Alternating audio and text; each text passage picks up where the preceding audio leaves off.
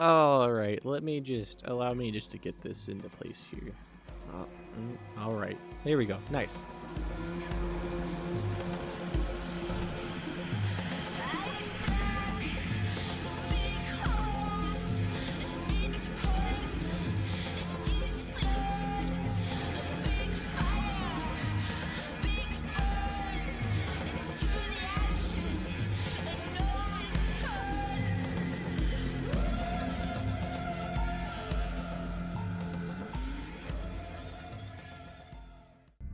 Far Cry Primal is a repetitive, grindy game. It's also super cool.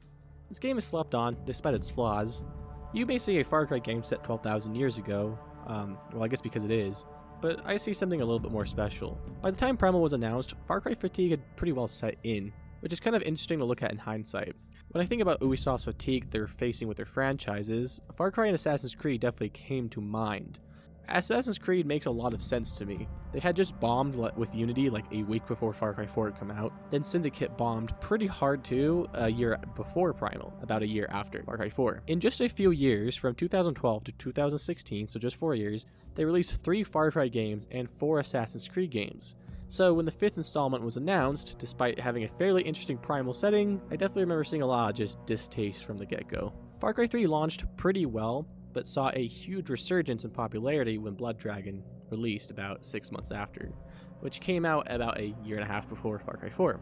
So a lot of people likely played 3, Blood Dragon, and 4 in just a few short years, or maybe even less than a few years. So Primal more or less faded from the public mind pretty quickly because a lot of people probably just straight up skipped it, or thought the idea of a Far Cry game set in caveman times was kind of dumb. But now it's kind of made something of a resurgence in a way, as people have gone back to it. Go figure, I constantly see people say they thought this game was going to be garbage, but now a big gameplay channel said it's actually good. So now it's like the coolest thing ever, and holy shit, we've been sleeping on it this whole time? Alright, maybe that's a bit hyperbolic, but it's actually not far from the truth. I've seen this sentiment in Steam reviews and under people's Let's Plays in the comment sections for like a year now. Okay, can I just grind an axe here for a second? You can just skip ahead if you don't want to. Like, can I just bitch about something here? Because it's tangentially related to Primal, but I just have an axe to grind, so I'm just gonna grind it, because this is my video, and nobody can tell me what to do, okay? Try it. Go ahead. Talk to your screen. Tell me. You're not gonna get me to stop, okay? I often have a hard time not gaining a general distaste for the gaming community at large. Generally, this is unfair, because the majority of gamers aren't online, like, not as in they don't use internet, but they aren't actively participating in online communities, and just don't say anything at all in game chat or online communities like Reddit and whatnot. So the people who are annoying me are definitely in a minority, though they're still probably a sizable minority by my guess. Somehow it seems gamers are really easy to whip up in a frenzy over like really stupid things and are generally really easy to get onto a bandwagon. Gamergate, for example, was not about ethics and journalism. It was about sustained harassment of several prominent feminists, because if there's anything online gamers like to do, it's being hostile towards women with opinions. Yet to this day, it is still said that it's all about ethics and journalism. Why? Because it was easy for Twitter and 4chan trolls to get a bunch of brain-dead idiots to start harassing women online for months on end under the banner of ethics and journalism. Again, a bit hyperbolic. But as far as generally less morally repugnant bandwagons go, there's a thing that's like always cool to hate on at any given time. Or multiple things, should I say. There's always a few things. Some of my favorite games have made a resurgence years later after they're released, because at the time some reviewers like didn't like it or just said it was bad. So large chunks of people and like of their fan bases just went along with just not liking it or not questioning those reviewers. I've seen it happen with Dishonored 2, Assassin's Creed Origins and Odyssey, Prey, Bioshock Infinite, Borderlands the pre-sequel, and the list goes on. Gamers are super easy to convince to make a bandwagon of this game is shit, and then eventually they'll end up saying, like, whoa guys, I used to think this game was like literally the spawn of the devil, but actually it's pretty fucking lit, dude. Alright, again, a bit hyperbolic, but not actually that far off. The most prominent for me was Assassin's Creed Odyssey, where for about a year after its release, a lot of people were shitting on it. And then an interesting thing happened. The game went on sale. I was on the subreddit for that game and saw it jump from about 14,000 members to 80,000 members in the course of about 2 months, maybe a little bit less. The game was dirt cheap, like $10 including the DLC. Suddenly the sub was flooded with posts of people experiencing the same thing I had done with Origins. Once they actually played the game, they realized it was actually pretty fucking good, and they had been misled by the popular bandwagon of hate of Assassin's Creed sucks and is bad and isn't like the old ones and has a female lead and so on and so on. Of course, there's plenty of people who didn't ever really have any of those opinions and just played it because they wanted to play it and they just went until it's on sale, of course. It's not like everybody who was playing it this time had previously hated it. And I let the bandwagon of hate persuade me to not play Origins despite being quite interested in it, despite actually not really even being a fan of the series, meaning it was extra interesting to me since I wasn't already intending on playing it because I just wasn't interested in Assassin's Creed. It just kind of stuck out to me, and I waited a year for it to go on sale, and go figure, I actually kind of fucking loved it. I let the common opinion at the time that the game came out kind of sway my enjoyment of it. Well, not really my enjoyment, but my ability to be excited for it. That was a good learning experience. That was when I was like, I want to say 19 years old or something like that. Primal has suffered the same fate, though it was partially Ubisoft's fault to be absolutely fair. They had flooded the market with their extremely formulaic games. I'm not going to deny it. I like the formula, but they are formulaic, and even though I only play 2 series, that's definitely enough for me. So there was definitely quite a bit of market fatigue there, brought on by them just putting so much out. I did play it when I was able to, though, right after Far Cry 4. And of course, I totally loved it. On replay, it's not as amazing, but there's still a special quality about it that is just very special to me. So I guess my whole point here is that just don't trust like one 5-minute review from like one YouTuber. Video Game Donkey, I'm looking at you. I'll grind that axe in the Far Cry 6 video. If there's even the littlest bit of interest in your little Mountain Dew field heart, look at more reviews. Also, and I wish more people knew this, it's important to follow reviewers with similar tastes as you, or reviewers that you know will point out things you want to hear about, whether you really agree with the thing that they're saying or not. As an example, for me, Skill Up is a good reviewer for my taste. Not because we're into the same style of games in general, we're a little bit close, but not too close, but because when I watch his reviews on games I've liked in the past a lot, I can see he's generally quite fair and talks about stuff that I want to actually hear about. Take Odyssey again, for example. He pointed out that he didn't like the size of the map, but I knew I liked it because I'd played it for 350 hours once I watched it. All I needed to know was that it had a huge map. So, going forward, I knew I could trust his reviews of the games I played because I knew he'd be pointing things out that were relevant to me, whether his actual opinion on that disagreed with mine or not by the time I actually would have played that game, if that makes sense. It's like if someone reviewing a pizza says that it has pepperoni and pineapple and they just don't like it for that reason. You might love both of those at the same time or one or the other, whatever. But it's good to know because it's good that they pointed it out, right? Makes sense? Point being, think for yourselves. I hate the word sheeple. As I get older, I can't help but to realize why the word kind of feels so relevant today. Anyway, rant over. This was like 800 words going on a tangent, and I should probably delete it, but alas, it was a bit cathartic, so I'll leave it in. So I'm not going to talk about the story in this game, because there really isn't one. Like, there is, but the narrative is also pretty much non-existent. Much like Blood Dragon, this game doesn't have ambitions to make any kind of a big commentary on games or violence or anything like that, but I got something right that's pretty cool to me. I'll touch on that in a moment. The game's plot is pretty much what you expect. There's a great big land out there full of people who are no good. That's no good.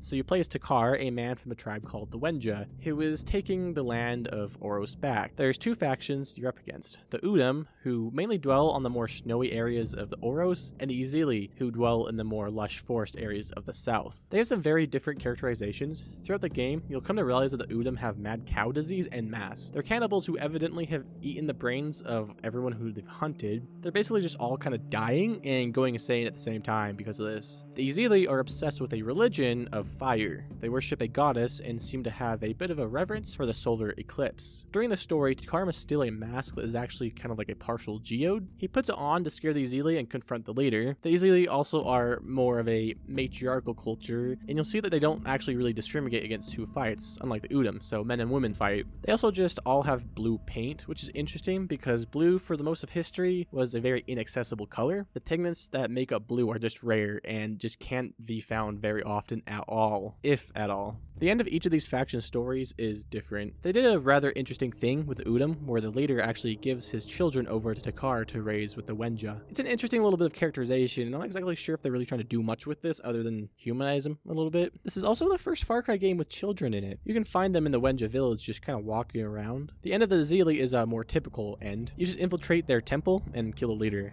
She's got less characterization, but does feel a bit more like a typical insane Far Cry villain. Like, not a lot though. I don't think she's anywhere near close to how good Pagan Min and Voss were, or even the Jackal and Dr. Krieger. It's a pretty forgettable story and main antagonist, but overall it's not that big of a deal, honestly. Oh, and another thing, you foolish mortal, you thought I was going to talk about racism in Far Cry anymore? You thought that just because this game takes place 12,000 years ago that there weren't any racism issues? Yeah, well, me neither. I thought that once I was done with Far Cry 4, that stuff would more or less disappear with all the white savior talk and whatnot. Well, there's an interesting quirk with Udam and a couple other issues. They're modeled to have more typical great ape features. The broader faces, noses, and more extended foreheads, much kind of like gorillas, but actually more like the extinct great apes, the Neanderthals. Homo sapiens, of course, have lost most of this stuff, but the little bit of racism comes with the way that black people have been depicted as having these features in the past in things like racist cartoons and comics. And because they're in the past, that doesn't mean they're forgotten. The imagery isn't super common, but the insults are. Racist memes and comics still have a habit of using that old imagery of a broader forehead and nose and whatnot. Calling black people monkeys is also a pretty common insult, even though it doesn't actually make any fucking sense. It's yet another example of racists being really stupid because Homo sapiens did not descend from monkeys.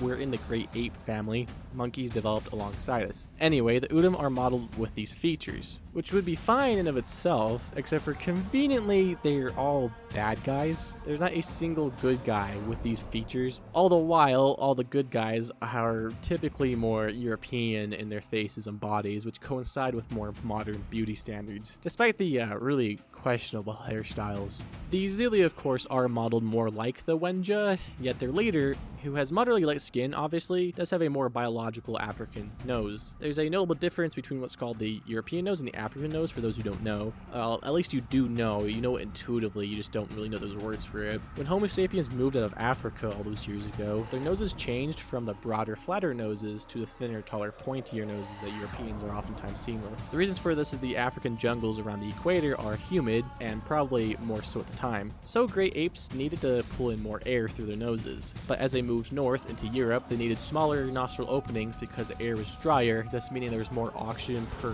breath and less water suspended in that air. Random evolution fact for ya. Anyway, one group of the bad guys follows a old racial stereotype, and they're the only ones in the game that do. So they're not necessarily a stereotype exactly, but it's quite convenient that they're the only ones who do follow the visual imagery that the racist stereotypes usually use. And then the Ezeli leader has a more noticeable African featured nose. She also has kind of dreadlock type hair. It's kind of hard to get an image of, which none of the good guys have. Though one guy might have it, but he might have it covered if he does. And that character is one character named Tensai, who is the darkest skinned person in the game. He's actually very dark skinned, which is something that you almost never see represented in media at all. So it's actually kind of cool, right? It's kind of a whole other discussion how even when black people get represented in media, they don't get to have people who have rather dark skin. It's usually lighter skinned black people, but a lot of other people have talked about that, and we're not here to talk about that.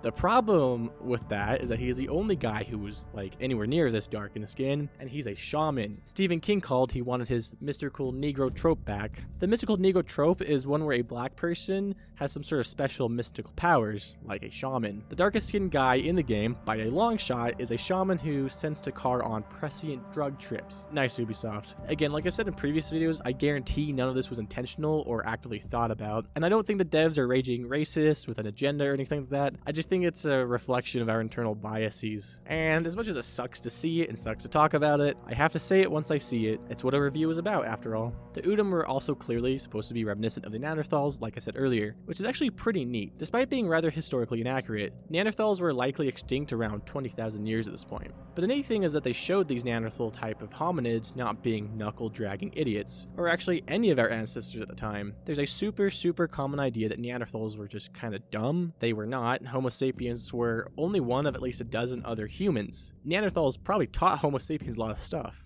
In fact, they most certainly did. They had cultures, feelings, aspirations, everything that makes us feel like we're so special in the animal kingdom. They had too. There's a really good channel called North02 that is currently working on a series about all the different human species, and is the most fascinating subject ever. I just love this subject. I love learning about ancient humans, especially Homo sapiens. So excuse me for a moment while I gush over this game, because seeing this is just really cool. You don't see a game show these kind of people very often at all, and when they do, they're shown as idiots. When you see them represented represented in media. If they're barely represented at all in media, they're just idiots. They're dumb. But even the ones who weren't Homo sapiens, they were not dumb. We all like to pretend that we're just so smart these days, just so much smarter than those morons in the past, even the people a few hundred years ago. But sorry to say it, we're just as smart or dumb as all the people back then were. Alright, I'll get off my soapbox now. I just really am passionate about this subject, and Far Cry Primal is a great way to talk about it. Speaking of Tensai, he's one of an eclectic cast of characters who have fairly unique personalities despite being generally all one-dimensional, although I do find them memorable to an extent. You have Scylla, who collects ears because she finds that they quiet the screaming in her head, typical issue. You have the pretty typical kind of macho guy who's ready for a good fight and all. You've also got Herc. Yes, Herc is in here. I didn't talk about him in the previous videos because he's mostly just a DLC character, but they made a caveman counterpart of him. He attempts to fly, and fails, obviously. But what I like about this mission, it's kind of meta. It does knew that they should keep the grappling hook in the game because it would allow for the player to be much more vertical and be important because you don't have vehicles. As a player, it's one of those ridiculous things you just kind of accept is there because of necessity, and you just kind of make your peace with the fact that it's pretty unrealistic. So when you meet a guy called Urki, the inventor, and he's trying to fly, you might just find yourself wondering if he's actually going to make like a wingsuit in Primal times. Obviously they didn't, and this was just a joke. It's a funny joke that lands really well if you're playing. Wow, I am 3,000 words deep into this essay and I haven't even touched gameplay. So let's talk about it. The gameplay is, drumroll please. I said drumroll please.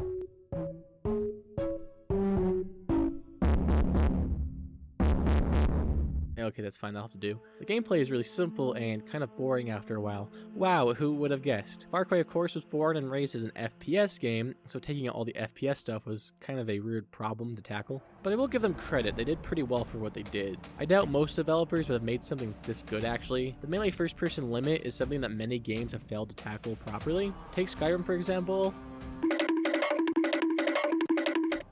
It's just hard to make a melee-based game in first person. The depth they added to this game is better than I would have guessed, if in all honesty. But that's not to say it's actually deep. I think the only way this would have panned out better is if they went down a route closer to Mordhau, but realistically that was never going to happen. So despite this game being simple and not super fun in the melee department, it's actually the best melee combat in all of Far Cry, which you'd hope so because it was not very good previously. There are ranged options, of course. All the weapons can be ranged actually. You simply just throw them. Club, throw it. Bigger club, throw it. Spear, definitely throw it. Bow, yeah, don't actually throw that one. There's 3 different kinds of bows in this game. Just the regular starting one, of course, which eventually kind of becomes irrelevant when you get a longbow that does way more damage and can pierce enemy helmets. And then you also get a double bow, which of course just shoots 2 arrows. This lends itself to some level of depth as the bows are better for different situations. The short bow is better for engagements where you have enemies rushing you because of shorter drawback, allowing quicker shots. The longbow is better against armored enemies, especially ones that wear helmets, of which a ton of these wear helmets. The double one is good for high damage at a lower accuracy and kind of makes the short bow irrelevant, but it does of course eat ammo up at twice the speed. So there is depth here. You also do get throwing shards, which are just throwing knives. They work the same way as in Far Cry 4. They eventually can be upgraded from bone shards to flint shards. And then they got pretty wacky and added bombs to this game. You get the Berserk bomb, which makes enemies turn against their own side. Cool, whatever. You've got fire bombs, and you also got, wait, are those bees?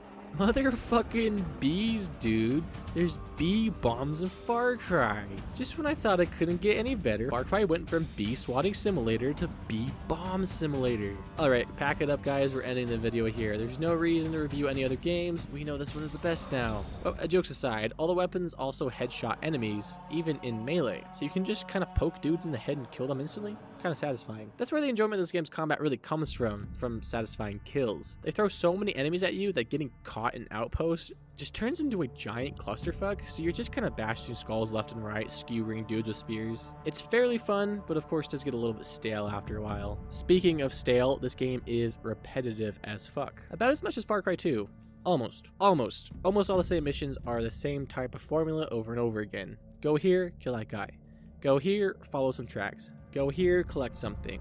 Go here, hunt something. Go here, escort some people. The side missions, of course, are similarly repetitive. There's like 30 of them, all doing the same stuff as in the main missions. so it's really hard to even differentiate between main missions and side missions. And oddly enough, they're not even tracked for getting 100% completion, which I think is just so weird. Yet, there's 180 collectibles that do get counted. Okay, Ubisoft. They're just there to give you rewards, I guess. One of those rewards being population. The Wenja, of course, are trying to build up their tribe, so throughout the game you get rewarded with people for your village. Most of which are just faceless masses, and you'll end up with about 300 by the end of the game. The other named side characters move in and ask you to improve and upgrade the village to get more missions.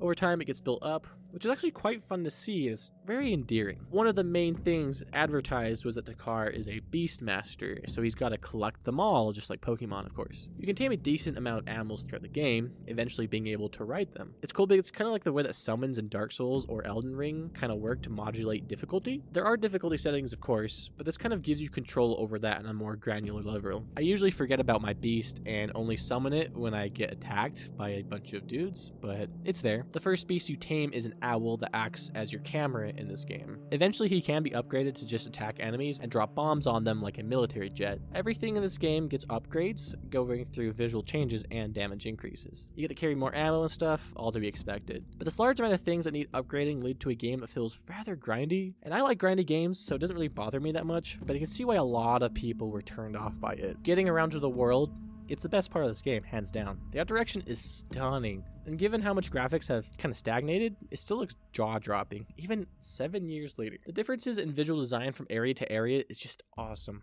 My favorite are the glacier fields. The giant redwoods, dense foliage, perfectly tuned lighting, just wow. I sometimes just boot up the game to just walk around. But there's one massive problem with Oros. They actually just reused Keyrat. They reused part of the map from Far Cry 4. Guess the game is shit after all, guys. Alright, everybody, unpack things. This game is actually not the best in the series, so we'll actually have to start reviewing the other threes. Jokes aside, I knew they reused the map when I first played, and in my 80 hours in Far Cry Primal, I have seen 5 or 6 places where I could actually recognize it in broad strokes, the landscape from Far Cry 4. But most of those were this playthrough for this video, probably because I just barely finished the Far Cry 4 video a few weeks ago and played it for about 45 hours. So I was very primed to notice because I knew it going in. I'd just seen all of Far Cry 4. My first playthrough, however, I hands down recognized only one place. Here on screen, you can kind of see the general similarities in the shape of this area. But that's really kind of where it ends, general shapes of the landscape. I really don't care that they reused the map. It makes sense since using the basic layout of the landscape to build everything on top of was probably quite good for efficiency. It's harder to plan out a broad, big picture layout of a map than actually make it than people realize. So from a game developer's point of view, I kind of get it, and I highly doubt it was actually like corporate's idea to save money and probably more of a creative director's idea to just get them into making the important part of the game much quicker. I see people all the time say they reused the map from Far Cry 4, and yet I guarantee you 99.9% of the people who play these games probably didn't notice anything. Maybe they noticed 1, maybe 2 places that seem sort of familiar. At most. People like me who've noticed 5 or 6 times were definitely in the minority. It's always felt like one of those things that gamers just got riled up about to hate on the game, when, let's be real here, they probably wouldn't have noticed anyway if no one told them, and even when people did tell them, they probably still wouldn't have noticed. Overall, it feels rather bad faith, and this is kind of one of those examples of things where gamers just get told something by one of their reviewers or whatever, and they just go with it without really questioning it. It just feels very bad faith. In the world, you also get bonfires.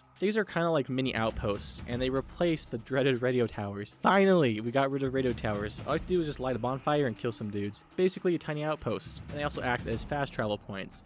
So this is definitely a welcome change.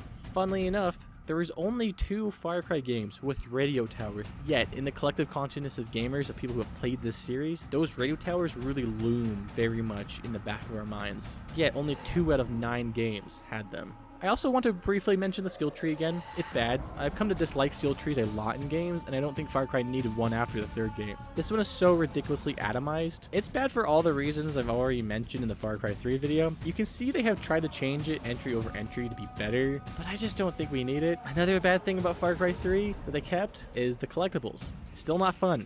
Luckily, this is the last game with a large amount of collectibles for the sake of just collecting. In a previous video, I stated that I'm glad they at least gave you rewards for periodically collecting all of them. Well, I'd like to amend that. I like that I get something for doing it, but I don't like that I frequently get stuff like skills and guns that are only locked behind those collectibles, meaning you can't just skip over them if you want that gun or whatever. So on one hand, I like that they're not utterly pointless. On the other hand, I dislike what the point was. In my boss fight video, I talk about what makes a good boss fight. This game has the worst boss fights in the series hands down. Ul, the leader of the Udam, is a big old tanky asshole, but it's also a fairly easy fight despite being very prolonged by his health bar because he doesn't do a whole lot of damage. It ends with you having to use an icicle to kill him. Why? I have no fucking clue. This game doesn't tell you to do this. It just makes you do it at the end of the fight without telling you or suggesting that you need to do it. So he'll literally just have no health left, but just not die no matter how many times you hit him. I thought my games were bugged the first time I played it, just awful, but not that bad. But Tari, on the other hand, the Zeely leader, fuck this shit ass fight. I'm sorry for the language, but fuck whoever gave her this much health. She stays on this inaccessible platform for most of the fight. With fully upgraded damage on my weapons and a full health bar, this fight took forever. She also shoots you instantly when she has a line of sight on you. The damage, goddamn damage. She deals your entire health bar of damage to you and puts you into that critical health state that like all the Far Cry games have, where the next damage source will actually just kill you. And then so she also summons all these enemies, peeks you, almost instantly kills you, while you can do pretty much nothing to her health. Like you will hit her with a bow and arrow and it does almost nothing. She also just hides behind this big ass rock on her platform for minutes at a time, so you can't even attack her while you're like actually ready to do so. Stop it, Ubisoft. Stop with fucking boss fights in Far Cry games. I'll also note I put the game on easy mode for this fight in this playthrough that you're watching. I remember first playing this on hard. It's just not fun. It's janky, it's boring, it's frustrating. 0 out of 10. My penultimate point of discussion is a feature that's pretty much just unique to this game in the series, which is that there's a survival mode. Now this ain't no 7 days to die or anything like that, but it does add a cool few features that I think make the game a lot better. Now you'll have a stamina bar which drains throughout your day by moving, attacking, climbing, all that fun stuff. It'll also drain when attacked, but it's slow enough you can't heal as fast or craft as fast, because it now takes time to craft your weapons. Those are also halved in quantity, so you only have half of what you start out with in the base game. So you actually start with just 6 arrows and 1 spear and 1 club at the beginning of the game. It is quite restrictive. During the day, you'll see way less predators and enemies in general, to the point where sometimes bonfires can be found completely unguarded, which is strange, but okay. Eating food regenerates a small amount of the stamina, but sleeping completely refills it. The time to kill animals has also been decreased. I assume their health bars are smaller, so you can often kill them a lot of the time with the starter weapons, with like maybe 1 or 2 arrows. Usually the smaller animals can be headshot instantly, when previously you might have had to use 4 or 5 arrows. You can also lose your animal friends when they die, and you need to retain them instead of just resummoning them. If it's one of the legendary animals, however, you're just out of luck, there's just no way to actually retain those. In my opinion, this is the best way to play the game. I've only been playing for a few hours as of finishing this essay up, but I definitely like it more and will be looking forward to finishing up in time. If you want a light survival experience in 10,000 BCE, you might want to check out Primal. This whole mode adds a completely different vibe to the game. You'll find yourself more aware of your surroundings because getting into a fight can spell real trouble, especially if you're playing on permadeath mode. There's no minimaps, so you need to constantly keep your eyes peeled.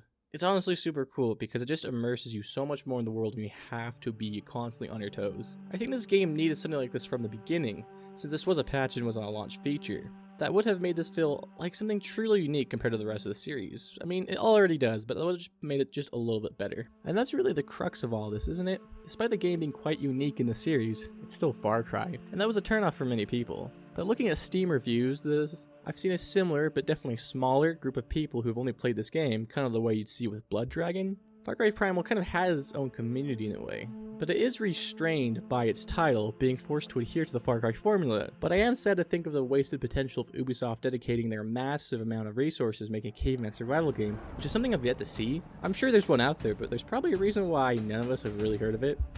I of course love Far Cry, so I'm happy this game exists, but the potential definitely suffers and I can't help but mourn it. Despite that, the game is still pretty unique and still offers something that you don't really see in the rest of the series. and it's actually pretty unique in gaming as a whole if you think about it. It does seem to care a lot about making this feel super authentic, and I really don't think it was some like boring cash grab. They went so far as to make an entire language based on research of what languages back then might have sounded like. As someone who's made my own language for a book I'm writing, I can tell you it's not hard to just bullshit language together, but taking time to get it so authentic, so as authentic as they did, it's just so cool. Where else would you get a group of people getting to come together and attempt to reconstruct a language from 12,000 years ago? It's just not something you get to see very often. It's really special, I think. Finally, before the conclusion, I want to mention the odd double standard with this game. The amount of circle jerking that the Far Cry fandom does around Blood Dragon is pretty intense. And it's not like it's entirely undeserved either, yet Primal constantly gets called lazy and bad. But let's be real, Primal's way more of a well-rounded, well-polished idea than Blood Dragon. I mean, come on, just look at Blood Dragon's map. The game was thrown together in 6 months, and you can kind of tell it. It's not bad though, and neither of them are. It's just that the game really lacks a lot of Far Cry charm, though it does make up for it with its own charm in a way. I've seen people call Primal unimaginative. The Blood Dragon is just as unimaginative as Primal is, which is to say they're both quite imaginative. I just think there's an obvious double standard. Primal and Blood Dragon both stand on their own for their own reasons. They're both good games, they both have unique visions, and they both do their jobs quite well. In conclusion, this game is pretty sick. But as far as the thesis for this Far Cry series that I'm doing, does this game fit the mold of the Far Cry game? Obviously, I'd say it does. There's the outpost, the sandbox, albeit limited sandbox, XP, skill trees, collectibles, wacky villains, memorable yet shallow side characters, an open world filled with random stuff to do. It's all there. Yet taking away the guns makes it feel so different in so many ways. It's an odd feeling. It's undoubtedly Far Cry, yet it's different Far Cry, especially on survival mode. I think overall, given that Voss is the face of Far Cry 3 and subsequently the Far Cry series as a whole, this game fails to live up to that in a very big way at all. To a large chunk, perhaps the majority of people have played Far Cry 3, Voss is really the game to them. So having such weak villains, even weaker than Dr. Krieger and Sloan, the game feels different in a major way. There's no major philosophical spin on this game, like at all. Even Blood Dragon had some minor aspects of that. And it's kind of a really pretty big core of what Far Cry is that very meta self-aware aspect. But I don't really care, of course. The thesis of the essay series is that all the games live in the shadow of Far Cry 3, even 1 and 2. So the games are naturally compared to that game in the general gaming public's eye. But for me personally, I don't care if it is or not. I just think it's interesting to ask this question. I just think Primal is cool for depicting a time period we never get to see, and doing it in a way that doesn't act as if those people back then were knuckle-dragging morons. They were people with actual lives and ambitions and emotions. Because man, the more you learn about history, the more you realize we've never really changed. We're just better at finding more complex ways to hate and hurt each other. Thanks for watching.